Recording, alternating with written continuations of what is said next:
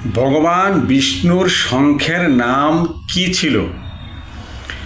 বিষ্ণুর শঙ্খের নাম হল পাঞ্চজন্য, যা তার 4টি প্রধান ঐশ্বরিক গুণের একটি এবং সমুদ্র মন্থনের সময় উৎপন্ন হয়েছিল বলে মনে করা হয়।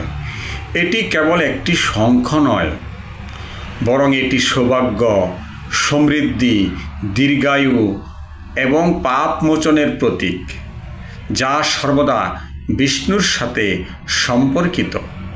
পাঞ্চজন্য সম্পর্কে কিছু তথ্য। উৎপত্তি হল এটি সমুদ্র মন্থনের সময় আবির্ভূত হয়েছিল।